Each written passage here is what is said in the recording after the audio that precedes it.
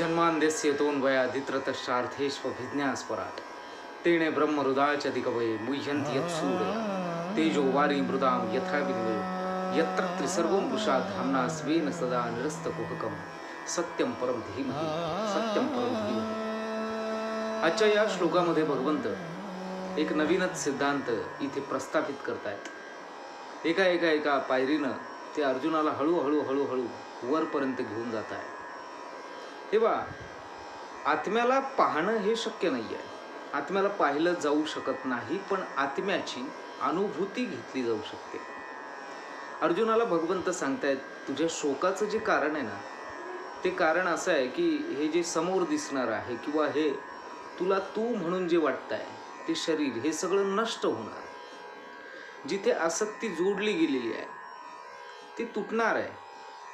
समोरच्याची आसक्ती आणि तुझीही आसक्ती, या दोनही आसक्तींचा विलय होईल, ते नष्ट होऊन जाईल आणि म्हणून हेच तुझ्या शोकाचं कारण आहे. तेव्हा हा शोक तू काही करू नको अर्जुना, कारण ती जी तिला पाहून शकत नाही आपण, पण निदान तिचा अनुभव घेऊ शकतो अशी जी शक्ती आहे, जिच्याबद्दल मी तुला मार्गदर्शन करतो आहे, ती शक्ती तिच्या परिणामांनी तिला जाणून घ्यावा लागेल. तिचा परिणाम ती अव्यक्त आहे, व्यक्त नाही. आणि अव्यक्त असल्यामुळे जे परिणाम होतात त्या परिणामांना पाहून मगच तिचा अंदाज आपण बांधू शकतो ती शक्ती कशी आहे याविषयी भगवंत सांगतात. समजा श्रुतीने आपल्याला सांगितलं दोन गोष्टी आहे, एक श्रुती आहे आणि एक स्मृती आहे. आपण संकल्प घेताना म्हणतो श्रुती स्मृती पुराणोक्त वेदोक्त शास्त्रोक्त फलप्राप्त्यर्थम श्रुती. कानाने ऐकून जेवढं जिथपर्यंत समजलं ते, पण ते पूर्णपणे समजेलच असं नाही. काही गोष्टी कानाने ऐकल्या जातील, त्या आपण ऐकूनही घेतो, परंतु त्या गोष्टींचे अर्थ काय आहे, प्रत्येक वाक्याचा वाक्यार्थ वेगळा, शब्दार्थ वेगळा, संदर्भार्थ वेगळा, आणि म्हणून कदाचित अर्थ लागणार नाही. आपण काय ऐकलंय, नुसतं ऐकलं इथपर्यंत नाही, श्रुती ठीक आहे, पण याच्या पुढे जाऊन आपल्याला ते समजावं म्हणून स्मृती गरजेची आहे. ज्यांना श्रुती न समजत नाही त्यांच्यासाठी स्मृती. स्मृती म्हणजे जे याच्या आधीचे चरित्र, जे उन्नत चरित्र, ज्यांनी सांगून ठेवलेलं आहे की भगवंताला पाहिलं जाऊ शकत नाही, पण त्याची अनुभूती मात्र घेतली जाऊ शकते. You are not god, you are soul. तू देव नाहीये, तू आत्मा आहेस. पण या आत्म्याला बघायचं कसं, त्याची अनुभूती घ्यायची कशी? आणि म्हणून विचारावं कुणाला तरी. स्मृती जे आमच्या आधीच्या पिढ्यांमधले उन्नत चरित्र आहेत त्या चरित्रांकडे पाहावं आणि ते जे बोलले त्या गोष्टींवर मात्र आपल्याला विश्वास ठेवावा लागणार आहे.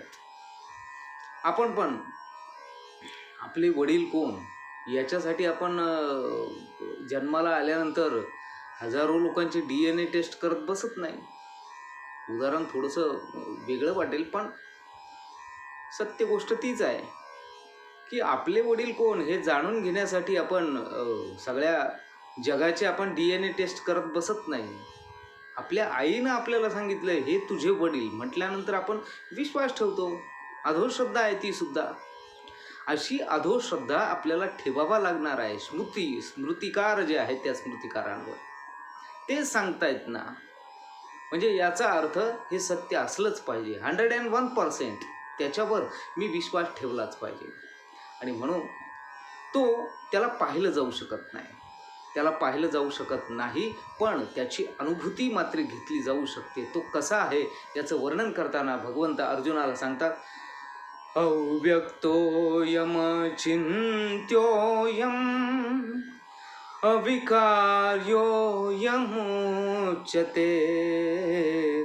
तस्मादेवं विदित्वैनं नानुशोचितुमर्हसि नानुशोचितुमर्हसि. त्याला पाहण्यासाठी त्याचा अनुभव ज्यावेळी येईल, अनुभूती येईल, त्याच वेळी त्याला पाहिलं जाऊ शकतं. तोपर्यंत त्याला पाहिलं जाऊ शकत नाही. तुकाराम महाराजांच्या आणि ज्यावेळी त्याला पाहिलं जाईल ना त्यावेळी शोक आणि मोह या गोष्टींपासून दूर होशील तू. आणि दूर झाल्यानंतर मग या सगळ्याच गोष्टी तुला किरकोळ वाटायला लागतील. तुकाराम बाबाच्या आयुष्यामध्ये एक प्रसंग आहे की तुकाराम महाराजांना आता काहीतरी कामधंदा करणं गरजेचं आहे. नुसतं विठ्ठल विठ्ठल करून चालणार नाही आहे. आणि म्हणून परिवाराचं पालन पोषण व्हावं, काहीतरी केलं पाहिजे. एका जणांनी सांगितलं, आमच्या शेताचं रक्षण करायला या तुम्ही. तर हे महाराज आपले सदैव त्यांचं अनुसंधान, त्यांचं एक ताणता आहे पांडुरंगाच्या चरणावर, ते एकरूप झालेले आहेत. त्यांना दुसरं काय, हा संसार हे कसे आहेत माहिती आहे? धीरस्तत्र न मुह्यती.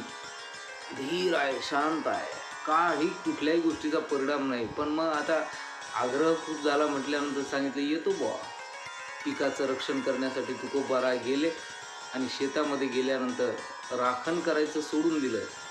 ज्या पिकाचं शेताचं रक्षण करायचं होतं तिथे मचाण बांधले. त्या मचाणावर ते जाऊन बसले आणि बसल्यानंतर आधी विजय कले, आधी विजय कले, बीज अंकुरले रोप वाढले, बीज अंकुरले रोप वाढले. आणि तुकाराम महाराजांनी खूप सुंदर लिहून केलंय, वृक्षवल्ली आम्हा सोय रे, वनचरे वृक्षवल्ली आम्हा सोय रे, वनचरे पक्षिणी सुस्वरे आळवीती वृक्षवल्ली.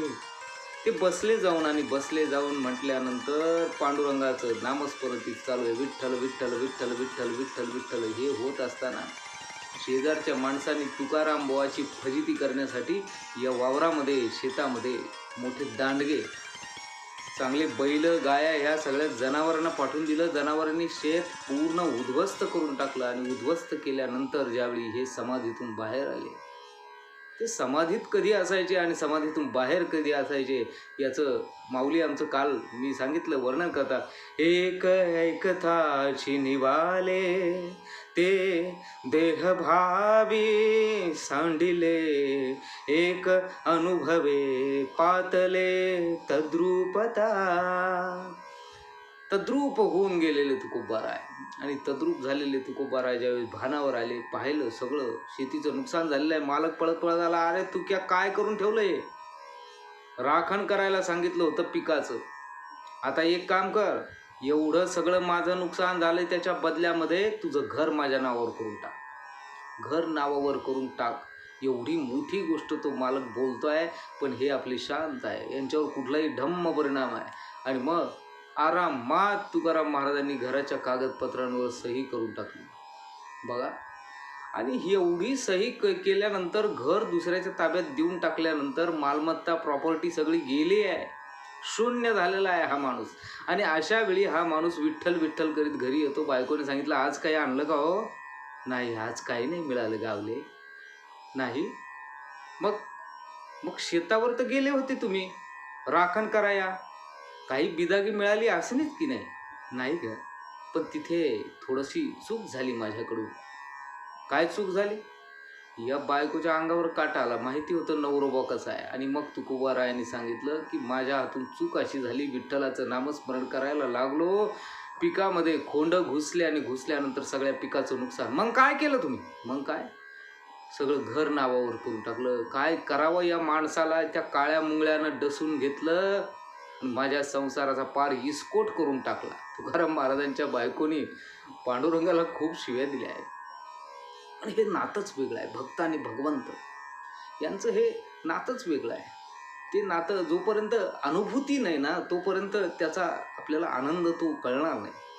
तेव्हा तुकाराम महाराजांकडे बायको धावत पळत आली. ती बडबड बडबड बडबड करते. तुकोबाराय आपले शांत आणि सांगितलं, अहो काही वाटतं की नाही धनी तुम्हाला? सगळं घर आपलं निघून गेलं, हातामध्ये जे होतं 4 पोरं, ह्या पोरांचं सगळ्यांचं रक्षण आता कसं होणार? डोक्यावरचं छप्पर उडून गेलं. त्यावेळी तुकाराम महाराज शांतपणे तिला म्हटले, अगं पांडुरंगाची इच्छा होती म्हणून पांडुरंगाने घर दिलं. त्याची इच्छा होती तोपर्यंत त्याने ते ठेवलं. आणि आता त्याची इच्छा आहे की मला घर नको, याच्याकडचं घर काढून घ्यावं, म्हणून त्याचं घर त्यांनी परत घेऊन टाकलं. एवढा शांत आहे हा माणूस. धीर असतात नमुह्यती. ओळखलेलं आहे या माणसाने काय आहे खरं, काय सत्य आहे. त्या सत्याचा शोध ज्यावेळी लागतो ना, हा आत्मबोध ज्यावेळी होतो ना, त्यावेळी या घडणाऱ्या ज्या घटना आहे त्या घटना क्षुल्लक वाटायला लागतात. अर्थात त्यावेळी देव सहकार्यार्थ येतोच. आणि मग ज्यावेळी त्या धान्याचं किती नुकसान झालं हे पाहण्यासाठी मोजमाप चाललेलं होतं, त्यावेळी मालकाने पाहिलं, पांडुरंगाची कृपा, ते धान्य चौपट भरलं, दुप्पट तिप्पट चौपट भरलं.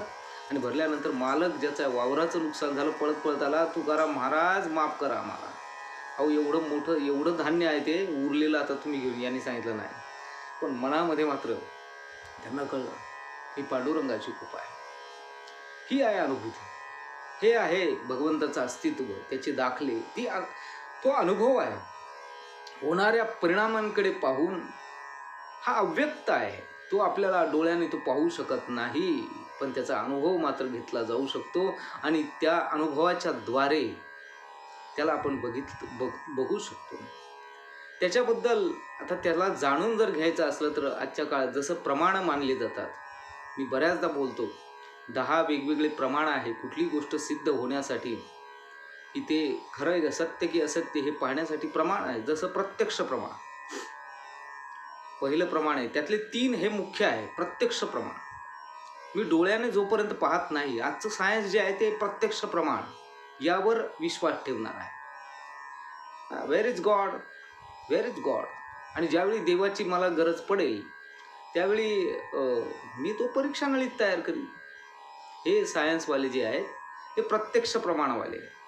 पण प्रत्यक्ष प्रमाण ज्या इंद्रियांच्या भरोशावर तू घेतो आहेस ते इंद्रिय विश्वास ठेवण्याच्या पात्रतेचे नाहीत. ते इंद्रिय विश्वास ठेवण्याच्या पात्रतेचे आहेत का? आपण अनेक उदाहरणं याची बघितले की आपली इंद्रिय आपल्याला फसवतात. आपली इंद्रिय फसवतात. झाडं पळत नाही, पण आपल्याला झाडं पळतानाचा भास होतो. रेल्वे जागेवर आपली उभी आहे, शेजारची रेल्वे चालत असताना आपलीच रेल्वे चालते आहे, आपलीच गाडी पुढे निघाली आहे असं आपल्याला भास होतो. आपली इंद्रिय आपल्याला फसवतात. वरती जितका खोल चंद्र आहे तेवढाच अर्धा फूट बादलीतल्या पाण्यामध्ये सुद्धा तितकाच खोल चंद्र आपल्याला दिसतो. आपली इंद्रिय आपल्याला फसवत आहेत.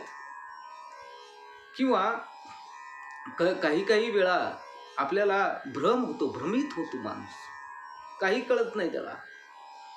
आपली इंद्रिय भ्रमित होऊ शकतात. कधी सोप्या गोष्टी सुद्धा, खूप चांगली मोठी माणसं सुद्धा असे भ्रमित होऊन जातात. इंद्रियांवर विश्वास बघा, एक न्यूटनच्या आयुष्यातलं उदाहरण. न्यूटन प्रयोगशाळेमध्ये आपला एक्सपेरिमेंट करीत बसलेला असायचा. त्याच्याकडे एक मांजर होती. ती मांजर त्या प्रयोगशाळेमध्ये यायची आणि येऊन परत निघून जायची. तिला जाण्या येण्याला रस्ता असावा म्हणून न्यूटनने त्या प्रयोगशाळेच्या भिंतीला एक छोटंसं होल केलं की ती त्या होलमधून बरोबर यायची आणि न्यूटनच्या पायाजवळ थोडीशी खेळायची, परत निघून जायची. काही दिवसानंतर ती व्याली आणि तिला 4-5 पिल्लं झाले. 4-5 पिल्लं झाल्यानंतर न्यूटननी काय करावं? एवढा मोठा सायंटिस्ट आहे. न्यूटननी त्या मांजरीचं जे होल बनवलं आहे त्या होलच्या शेजारी एक छोटंसं पिल्लांसाठी होल बनवलं.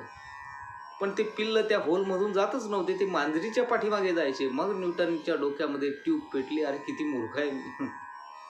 हे छोटे पिल्लं त्या शेजारच्या होलमधून कशाला जातील छोट्या? ते आईच्याच पाठीमागे जाणार ना. एवढी साधी गोष्ट मला कळत नाही. भ्रमित होतो माणूस. प्रत्यक्ष प्रमाण ज्या इंद्रियांच्या भरोशावर आपण त्याचा अंदाज बांधण्याचा प्रयत्न करणार आहे, ते आपली इंद्रिय जी आहे त्या आपल्या इंद्रियांची सुद्धा एक विशिष्ट रेंज ठरलेली आहे. त्या रेंजच्या पलीकडे आपण नाही पाहू शकत.